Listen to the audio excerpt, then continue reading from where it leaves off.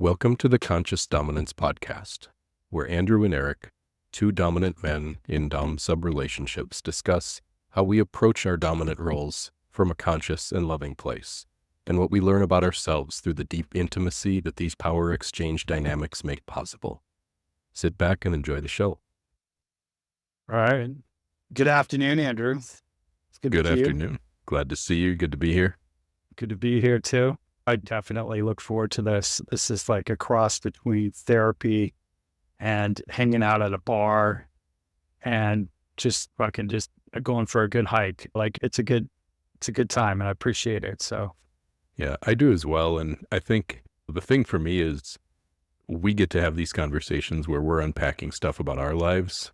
And that's how this whole thing started, right? It was you and I having these conversations and, hey, you know what? Other guys might want to hear these. So it still is that to some extent, just now we have lots of people who listen to them. So that's fun too. yeah, it's good. And I love this topic.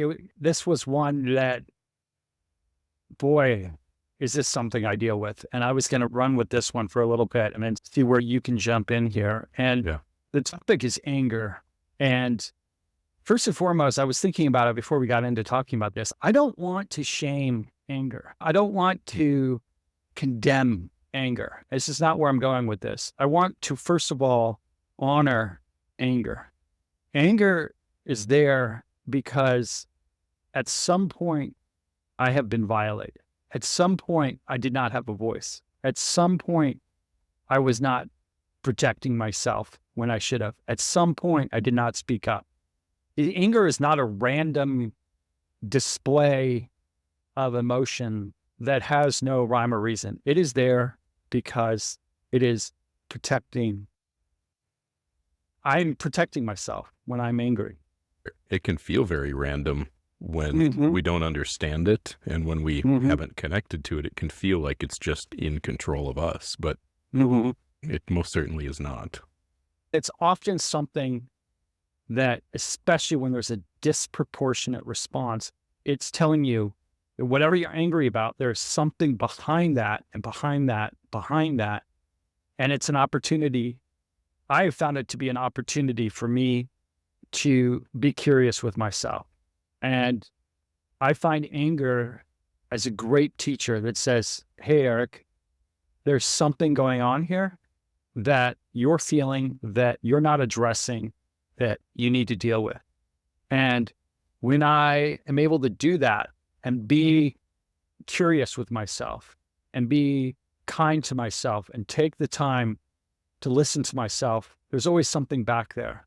And then I can come back to the moment and act from a place that honors what I'm angry about and not be in that state. Because it's where my anger serves the moment. It is mistimed. It is misappropriated. It has been something that I've had to deal with since I was a little boy. I would rage in hitting tennis rackets. I got kicked off the Little League team. I've been fired from three jobs because of my anger. I've had the cops call on me twice because of my anger issues. I've hit walls. I have expressed anger in ruined relationships and acted in a manner that has nearly gotten me killed, arrested, and done massive damage to my life. And still to this day, I deal with anger. It doesn't mean it goes away. It doesn't mean that I am free from it and I don't feel it anymore. I am learning to navigate it, to manage it, and to honor it. A lot of it stems from being abused, from being bullied, from being in a very controlling household, religion, where I was not allowed to express that type of anger. And I was modeled anger as an appropriate response for mild discomfort. And so it became habituated in my system to be angry. And I have associated anger as something that I take pride in at times. And I have thought of it in the past as a masculine trait. And I think one thing that I want to start off with you and throw at you is something radical to say. What if anger was not a masculine trait, but was actually a misaligned feminine trait? And that when I am expressing anger in a disproportionate response at the wrong time, expressing myself and acting from my nervous system, I'm actually acting in a manner that's not a stoic masculine or even a masculine trait. It's typified often in that way, but it is more often my inner feminine. I'm not saying that women are angry. I'm just saying that the feminine qualities, it is my inner feminine that is actually being expressed. I think you're onto something there, and I want to share how I have related this and taught this in the past, which is that anytime that we have a triggered reaction to something, that emotion always comes because we're feeling out of control. A reactive emotion always comes because we feel out of control. And so when anger is the triggered reaction, that is just showing us that we are out of control. So a feminine expression. Now we have to differentiate here for newer listeners and watchers. Masculine doesn't equal man and feminine doesn't equal woman. Masculine is the giving characteristic and quality of a person. Feminine is the receptive characteristic and quality of a person. And men have both masculine and feminine energies. Women have both feminine and masculine energy. Our challenge is to align the energy with the expression, meaning to allow the energy to move through us and be expressed in a way that is in alignment with our essence. Most men are masculine. A masculine expression means that we are receptive emotionally. If we are being expressive emotionally, we are upside down. We're a battery that got turned backwards on the remote control and it's not working right. It is an expression of the wounded feminine in us because our hearts should be receptive to emotion. And when we are lashing out with emotion, whether it's anger or anything else, when we are triggered and vomiting our feelings on the people around us, our like excessive exuberance. If you've ever met a guy who's way too fucking friendly, way too nice, aggressively nice, this is the same thing as anger. It is an expression of what should be the strength of our inner feminine as men being turned around backwards. Truth, 100%. I mean, you nailed it, said, and it's not something that I was aware of in that context until being with Rachel and her experience and articulation and seeing that and your example and you speaking about it. It's not something that when I have dealt with my anger in the past, it has felt much more like something that I am to either repress or to channel or to work out. Like I found that working out or any manner, but the problem with that is that it doesn't necessarily address the issue. When I just have in the past taken my anger and channel into a workout or my work or my focus, I'm not sitting there and listening to the part of me that was pissed off. And it's still there.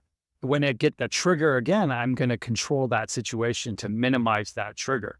And like you've said, it's about being untriggerable. And this is where a woman in your life that is powerful, that has a voice, is the best vehicle of trigger. Like she's literally a trigger vehicle, car carrying triggers. That's what she's there to do. Her own safety. We did an Exactly. episode recently on creating safety. That's a part of how she creates safety is she looks for the softness and pokes it because she's trying to make strength. She's trying to look for, are you strong? Poke. Correct. And I definitely have areas when I get upset, I am most upset at myself for getting upset. And it's just this cycle. It's a vicious cycle where I get upset and then I'm like, got upset. Why did I get upset? Another thing that I wanted to speak about too, that's been really helpful is something that, I don't know if you're familiar with Abraham Hicks. It's also something that Rachel teaches through her work with the Rotha, but this notion that there is a scale, almost like a color scale of emotions, where when we are in the green, we're feeling, or blue, we're connected, we're feeling happy, we're feeling good, we're feeling sourced.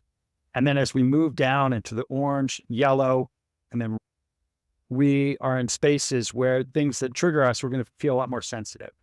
And so that if you can see where these emotions fit on this scale and really have an emotional literacy, emotional literacy is like energetic literacy.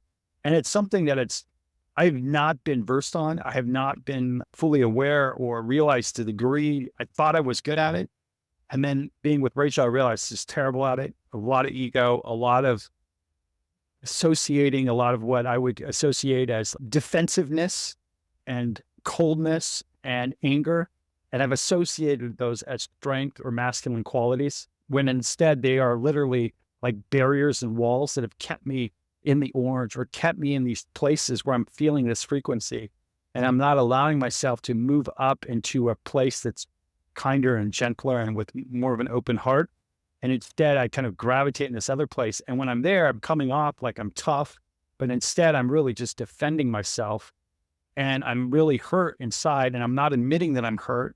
And I'm not admitting that there's some really big wound, like we've talked about, some vulnerability or some trauma that's hitting a nerve there. And then if I open up about it, then it feels like it's just a wash. But that is much better to feel that and feel the pain of that than to just like resonate in this sort of like frequency where you're just pissed and angry and you're not making any progress and you're pushing away. And being able to know where I am on the scale, and if I'm off, don't bring something up that's going to be triggering. Today I did that. I brought something up when I knew that it wasn't a good idea, but yet I felt this anger blowing up in me that I needed to prove. And it's always when I feel urgent, when I feel I need to bring it up right away because I got to fix this situation. And this is the problem. Like, this is that reactive mode. And it reminds me of that.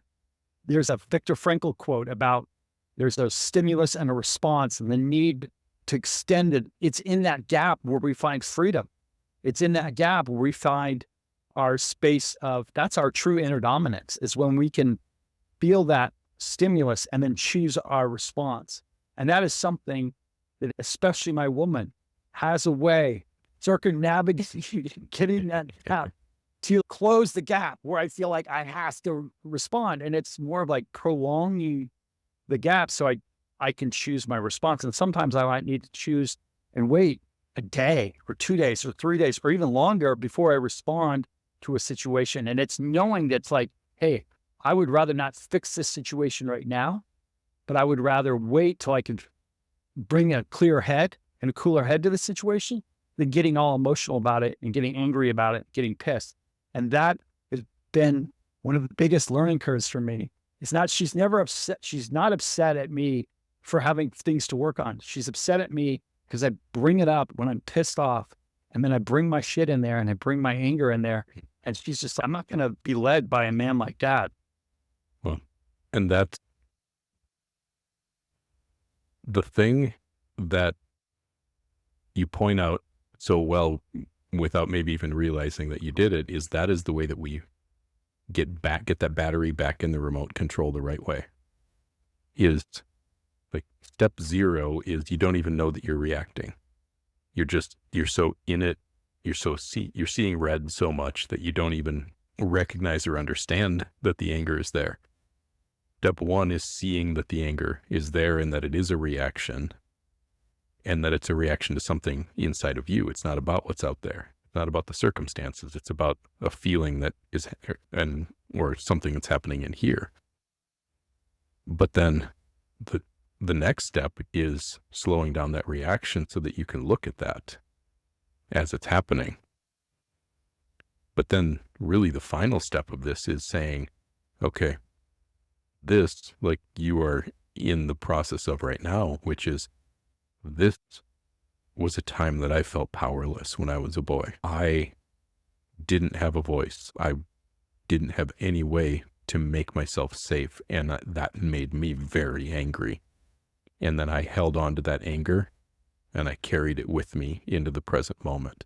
And when we can bring enough care and love to that younger inner child, that little boy who was out of control and who didn't have a voice, and just love him rather than trying to resist the anger that we're feeling now, to just allow that to be there.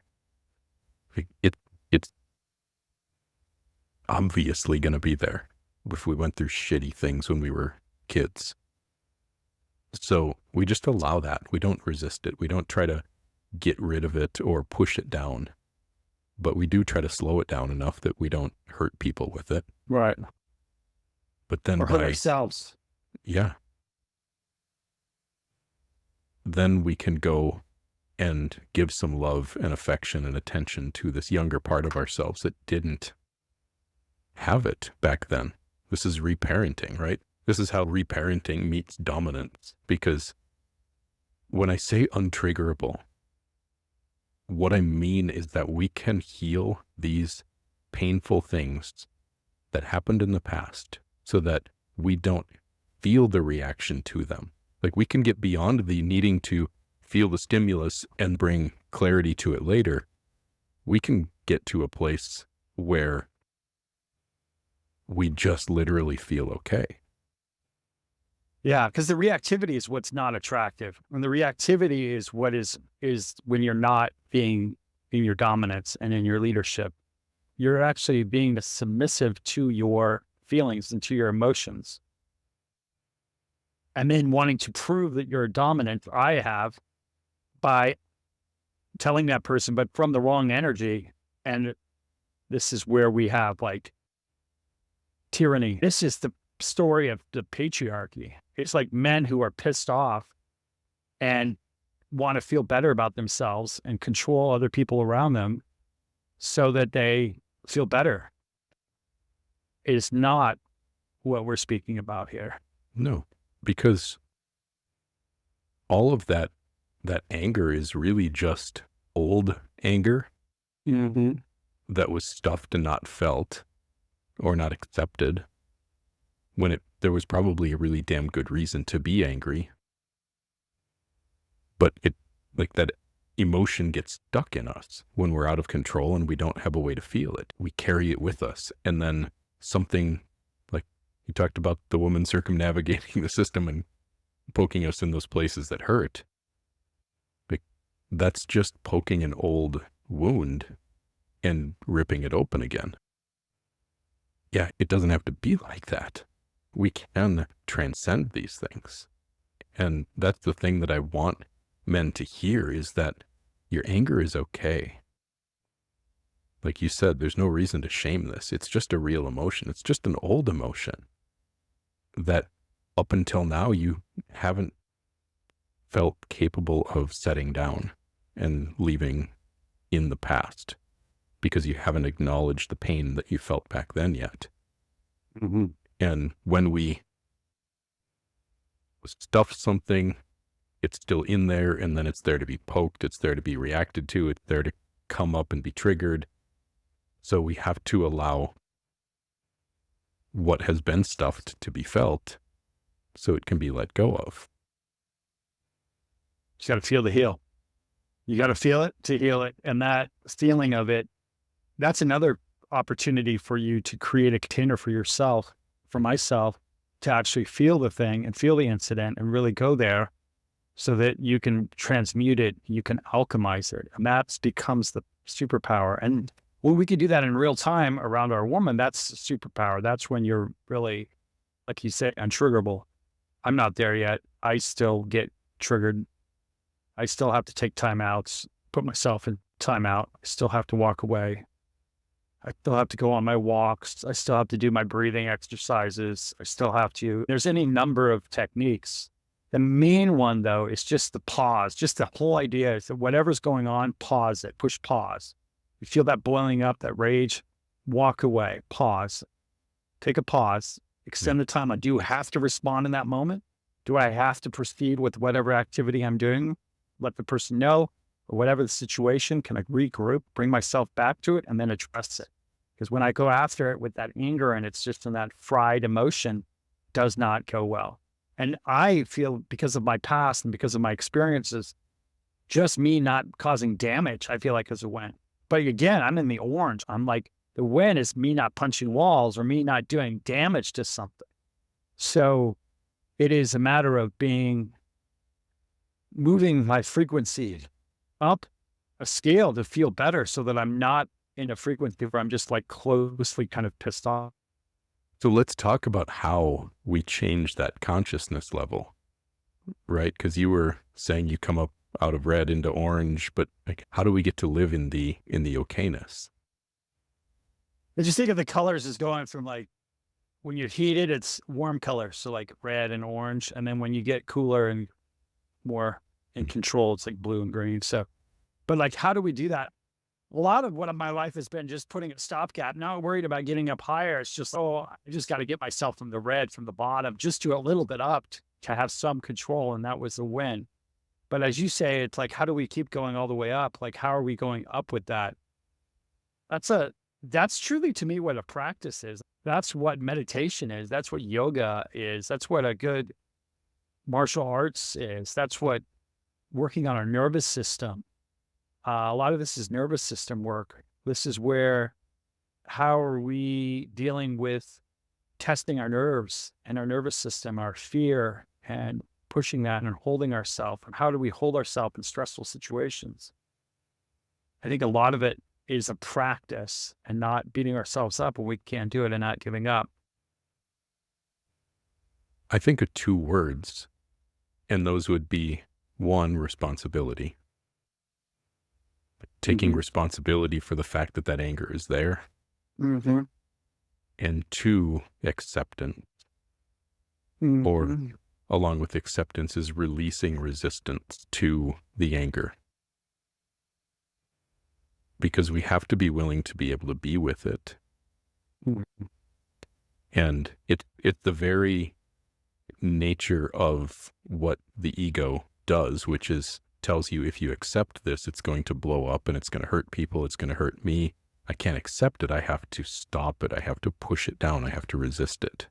But the energy of resisting the reality of the fact that that anger is there is the very thing that keeps it there. It's what keeps you stuck in the activated, triggerable state. So it's by allowing it, and maybe like in some controlled demolitions, some controlled detonations, to just let yourself be angry. Right? So I'm thinking less like work out and get the anger out, less do yoga and learn how to calm yourself. Important things. But I'm talking about like letting yourself rage. If it feels like you're still full of rage because of something that happened when you didn't have control. Letting it happen. Controlled demolition. Go to a rage room with a fucking sledgehammer and beat the shit out of a TV. Or go to one of those places where you can rent a backhoe and crush a car. Just do something to let it out and just, like you said, feel to heal. I've never heard that before somehow, but it's very pithy and also accurate. But I think in order to feel cool on the inside, we have to allow ourselves to move the energy that's stuck in us, that's always there boiling. For sure. That is a good point. I have trouble with that because when I've allowed myself, the other day I watched Incredible Hulk and the original one, and I relate to that character, and he's just okay, pretty soon the boiling, and then he's out of control. And so it's just about keeping it from getting to this point. But then as the saga continues, he gets to a point later in the later series where he's able to be in that state and integrate it and have control over it and not be scared of that side of himself. I feel like I'm still working on this idea. I still struggle with thinking there are good qualities that I have and bad qualities. There's a good way to behave and a bad way to behave. And I still, as much as I know that's not helpful, I still fall prey to that. And especially when I'm stressed, especially when I'm in an off state, I go to this place where I'm like, that's bad. This is good. And that I put my anger into the bad category. And I know that what you're saying of accepting and allowing that and just being okay with that, it scares people. It causes havoc. I haven't honored it. And I know that until I honor it fully, I started this whole episode by saying that I want to sit here and honor it. That's aspirational. I'm not, I'm not there yet. It is still something that I wish away often because I feel like it's done more damage and more harm than good. And I still am navigating how to, but I find that when I'm just beat myself up and say that I shouldn't have that, I also am diminishing my power and my strength and my chi and my life force. And so it truly is this way of honoring it, because it is the times when I can honor it and honor that and then integrate that I'm able to be there. And I think so much of our time is how do I honor our anger and not let it go? Like I don't have, and I have not had many examples of men who are honoring their anger fully in their chi force, like fucking power, and that you can tell that they'll fucking kill you if they need to, and in full control of their anger and their rage. Often people that have that sort of thing, you slay the slightest thing and you're fucking there's not necessarily a controlled sword there. Like it's a sensitive sword. And so a lot of men, I feel like, in my experience, and even my own bout with depression, my depression often, and even suicidal tendencies, is being like, hey, my anger is dangerous. So I have to just shut it down and then I'll be okay out in the world. But that just makes me fucking depressed. And I think many men actually commit suicide to protect people around them because they feel like they are going to harm people. And they literally are doing it to protect the people around them because they feel like they are too much or too dangerous. And I think a lot, when you look at statistics and how many men commit suicide versus women, I swear to God, because I feel that. I feel that in me. I felt like that's why I have wanted to commit suicide, is because I have felt my anger is too much and I've done more harm than good with it. And I feel like I should just fucking end because it's going to just cause havoc. You had something you want to say. Go ahead. Well, you mentioned depression and being depressed. You think about that word, to depress. Ah. You're depressed because there are feelings that you haven't allowed yourself to feel. And so Yeah. you're depressing them. So do we get depression or do we depress ourselves? Yep. I don't know, but I know that by allowing ourselves to feel whatever the feeling is, things get better. And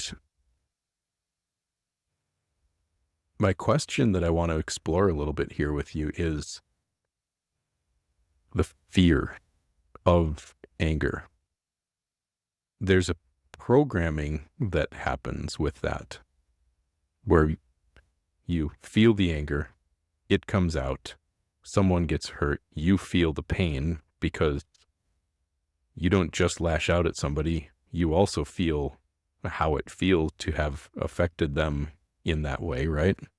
Mhm. And then it comes out and you're afraid of it. And then you're trying to depress it and you're trying to push it down.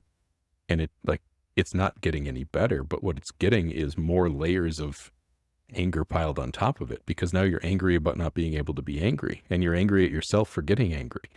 That's me. And it's just this self-reinforcing loop. But so Yeah, I think how do that's you see it being possible to maybe transcend that fear? You got to feel it and you got to accept yourself in that. It truly is it. There's no other way. Like until you do that, it's always there. It's simmering. The alchemy can only happen, and it's as simple as it really is a love. It goes back to self-love. At the root of all of this is that there's a part of myself that I don't feel like is acceptable, or that if I was to let out, I would feel too vulnerable, too weak. And I hate that side of myself. And so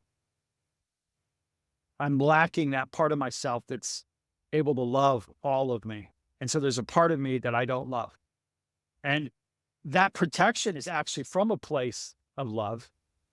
It's like the best I can do at the moment. And I think a lot of times anger, we have to realize that's the best I can do at the moment. And that's actually better than being walked all over and feeling like a fucking pansy and sitting on your ass and doing nothing. Like anger is a step up over like despondent collapse. Like anger can, but then what do you do with that anger and navigating that emotion? And how do I transcend that and transform that and feel that and see that and navigating that whole thing? To me, that is literally like my life effectiveness with my woman, with my dominion, with my sexuality, with my work. Like all of it comes back to that puzzle. What would a healthy expression of anger look like? That's the other side of this. Anytime that we have these parts of ourselves that we've shoved down and we've suppressed and we've depressed and we haven't allowed ourselves to be, which like mine was my sexuality. So I have that part of myself that I hated for most of my life and assumed that it caused problems and that it hurt people. And I was afraid of it. Like it wasn't anger for me, but I have a I'm listening to you talk about anger and I'm like, it wasn't anger, but you're describing my own biggest shadow piece. So what does a healthy expression of anger look like? Like one way that anger can be a very healthy expression is righteous anger by someone who's in solid self-control, but saying, you know what? I got everything together just fine. But if you hurt someone that I care about, God help you.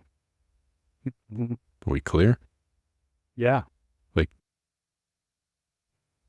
that kind of calm inner state allows that anger to be a tool to be deployed rather than a reactive trigger inside of us.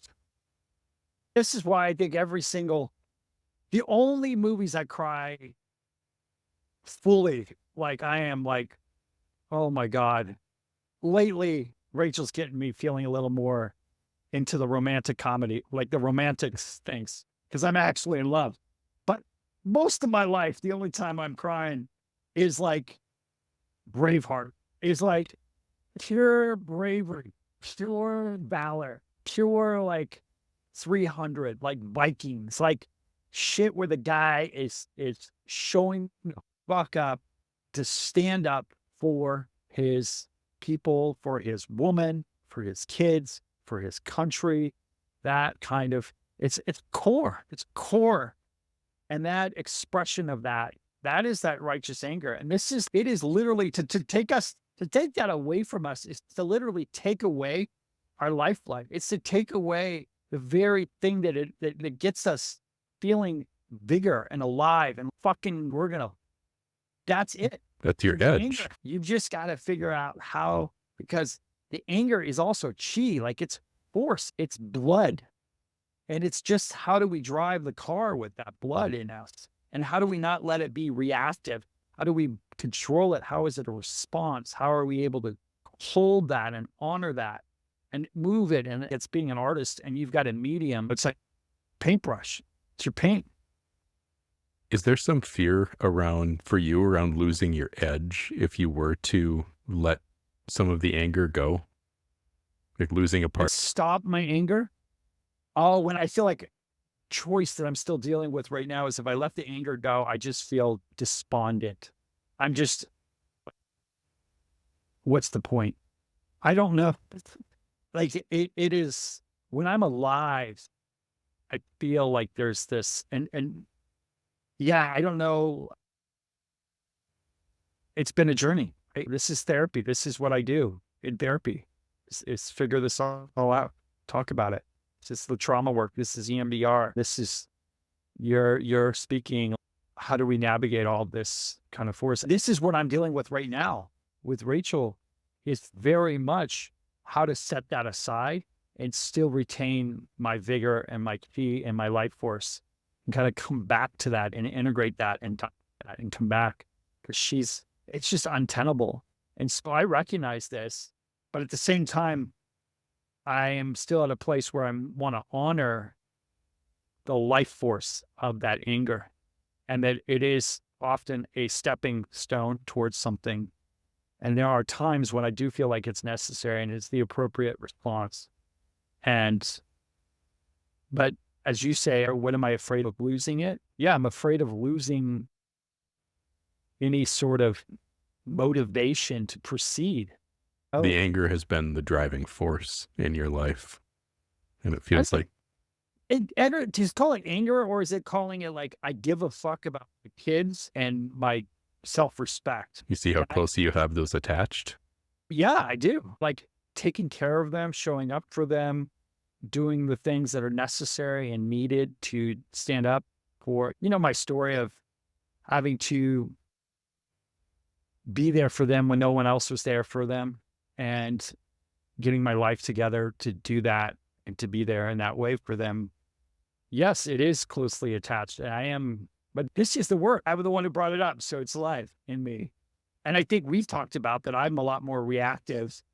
I think you have a control of your anger, and you also tend to kind of like whether it's controlling it or it's repressing it. I think Well, you're less repression now, but I think in the past you've told me that you yeah, my response hasn't been to lash out. It's rather than try to protect myself by pushing everything the fuck away and destroying things in my path. I just turn it all inward. I turn the hatred inward, and I just lash out inward and crush myself. I do both. And it's far more insidious in some ways because it's not visible, and it doesn't hurt other people maybe as directly as a lashing out and as lashing out with anger does. But when I turn my anger inward and I crush myself, what I end up doing then is walking around resentful and needy and unable to speak up for what's important to me. And so that's where I have had to work to overcome, essentially neutering myself, cutting off my own balls. That's exactly been my response often to anger. I go both ways. I get expressed, and then I'm like, okay, I can't do that. So then I'll cut off myself and neuter myself. And that fluctuation between those two is definitely something that I've had to deal with. And this is all what comes back to this idea of resistance, and really all shadow work mimics this, whether it's sexuality or anger or anything else. All of our shadow work, especially as men, really comes back to breaking out of this express or stuff, like react or stuff binary. Yep. And bringing love and acceptance to the part of us that is doing the reacting or the stuffing, so that we can just set down all of that and just walk away. Yep. And the stuffing, to me, leads to really dark places. And so I think the reacting, and then that brings it up to, I'm like, oh gosh, I have something to deal with. And it puts urgency in that. And I've found in the past when I stop and I'll have long extended periods of time where I'm like calling myself stoic, but I'm really just stuffing myself and simmering. And it's not actually, the way to know that is when you open up your heart. When we talked about that sensitivity-ish episode, I really feel like the sensitivity episode and this episode really are closely linked, because to me, a lot of what's kept me from being sensitive to a lot of the potential of things is because I can't just open up my sensitivity and feel the good stuff. I'm also feeling all this pain. And so I want to really honor all the men out there that go through life from a place of a closed heart. A lot of times they're protecting themselves a lot of wounds. And when they start to open up their heart, they're starting to feel a lot of stuff it's going to knock them sideways and knock them down. And if they don't know that that's what's happening, they're just going to shut their heart back down and proceed as, what's the point opening in my heart? I'm just going to feel all this shit. You got to have a container, some way to be held in that and be able to move through that. And it is something that can transform. And this is where art comes from. This is tragedy. This is really what it is to alchemize. And this is where we gain wisdom. And this is where we gain a sense of being an elder, is when we're able to feel those things and then transform them and come out the other side and be in a new paradigm. But it only comes through feeling the pain. You can't get to wisdom without getting through pain. Yeah. And a part of maturity then is being able to hold the space for other men who are going through their own process, because this is where men have got to have other men. We've got to have friends, brothers that we can go to sort this stuff out. And it's what's really sadly lacking, but not just brotherhood. Like, you can have brotherhood with a bunch of guys who are all dicks and who haven't done their work, but they're like, yeah, we're brothers. But I'm talking about a place where you can really be open with your heart, open with your emotions, open with your feelings, open with your anger, open with your depression, with all of it. And just to have acceptance mirrored back to you, especially by someone else who's done that work for themselves. So accountable too. There's boundaries to it too. Like you can feel called out on that. Yeah. Like, yeah, we've got to be comfortable and get comfortable with being called out if we want to grow. That can't be one of the things we push away, is when somebody's like, hey buddy, you can be better than that. Especially by our woman. And I think one of the things that I know from my own experience, that when a woman is calling me out, is particularly triggering. It's much easier for me to be called out by a man, and sexist in that way, I guess. No, hang on. I want to stop you there, because I don't think that's sexist. I think that is perfect example of how the things that trigger us show us where the pain is. I was hurt by women. I was molested by a woman. I had a mother who was very emotionally volatile. I had pain from women in my childhood. And so women have been one of the biggest triggers for me in a lot of different ways. Same as you, far more than other men. Yep. So the things that trigger us are actually, as much as the triggers are not fun, they give us an ability to see where the pain is, if we're willing then to go be with that pain. For sure. For sure.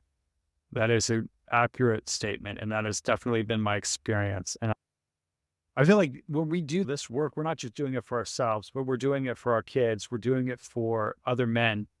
Because until I actually have done this work and have shown up to this, I am not able to fully be there for other people, because I don't know exactly what that is. I don't know how to hold that. It's confusing. And a lot of this, until you've gone through it, you don't know really how to be there. You can to a degree, but there's something about being a man helping other men that only I feel like a man can understand what it is to feel that. And I have found that women are less sympathetic or compassionate to anger issues. So, Exactly. This is a part of their protection, and why women are so attracted to men who are in control of their anger. Now, not necessarily not men who just don't have any anger, because those are men who are more dangerous probably than angry men. The excessively nice guy. The thing that's the most attractive to women is men who can have an intensity to them, but they have it under voluntary self-control. This is something Jordan Peterson talks a lot about. Having a sword, but having it sheathed. Exactly. But still having the sword. Yeah. I like his whole thing in the Bible about blessed are the meek, for they shall inherit the earth, and how the word of that was really, blessed are those that have a sword and keep it sheathed, shall inherit the earth. Like, have the strength to keep it in check. And that goes back to that quote, that's better to be a warrior in a garden than a gardener in a war. You know, 100%. it's you've got to be able to keep that in check. And our time is a really hard time to navigate masculine energy and force. We get a lot of messages out there that it is dangerous, it is unsafe, it is, and I get it. I see that, but the response to it is not to just stuff it or to throw it away or to deny it or to criminalize it. When we're not addressing anger, we're not addressing men. And the expression of anger and navigating that and providing support to that is literally providing support to men.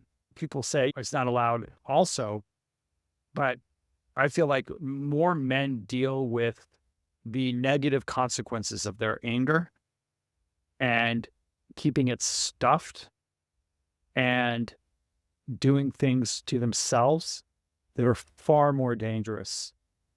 Men's anger tends to be far more physically Mhm. violent. Women's anger tends to be more emotionally violent, which Mhm. is also incredibly hurtful, but not illegal.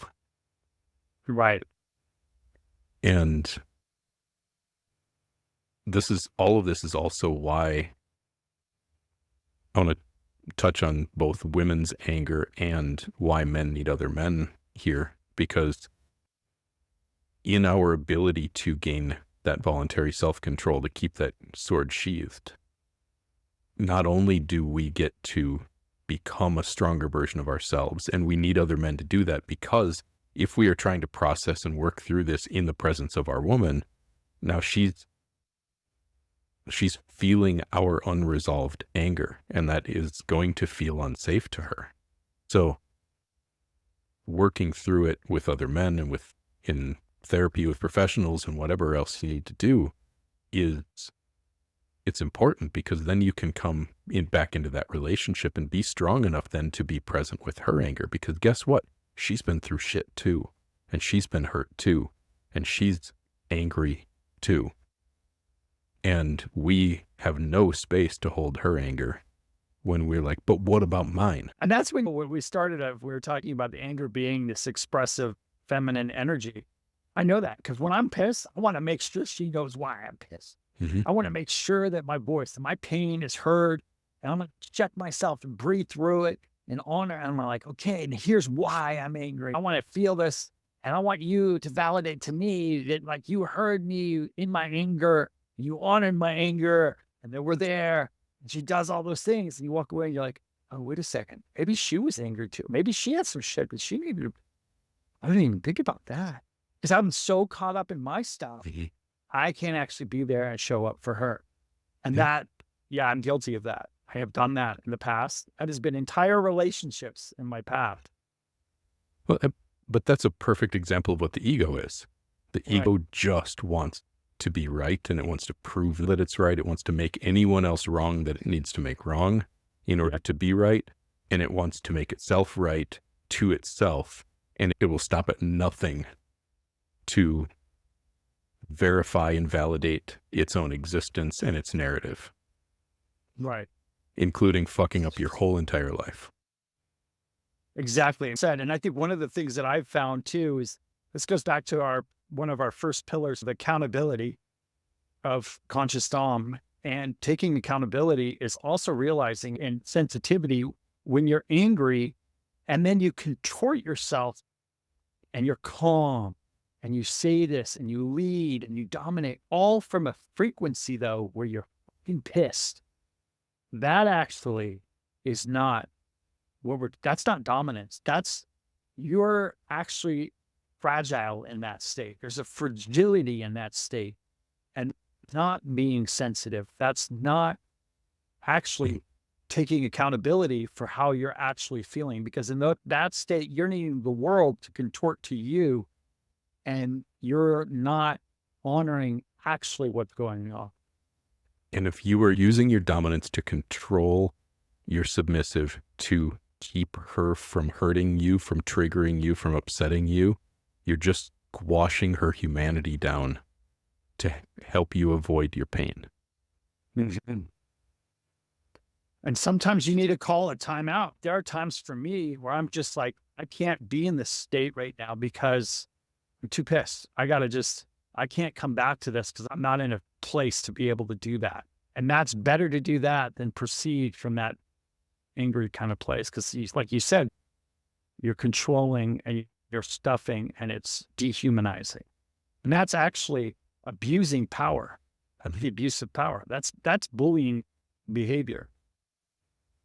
So the place I'd like to end this is to mention, which I don't believe we've actually mentioned on this podcast before, but both Eric and I work with men who are working to claim their own inner dominance. And if you're looking for a coach, you're looking for someone to support you, you're looking for somebody who can be there for you and show up for you, reach out to one of us.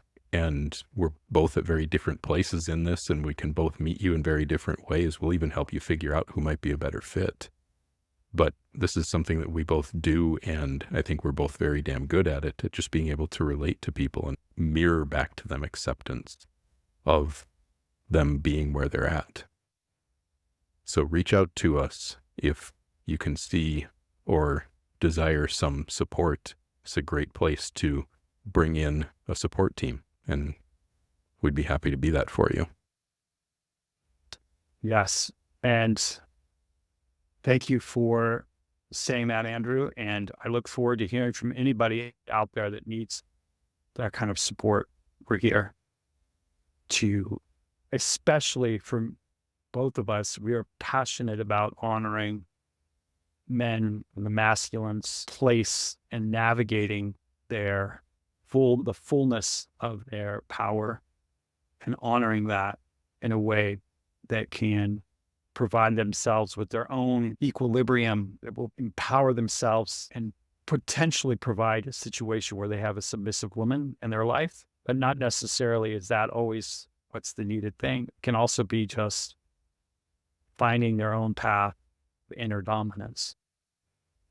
Thank you for showing up here and for sharing your story with us. I appreciate you, and I have a lot of respect and honor you for your vulnerability and how you show up in these podcasts. Thank you, brother.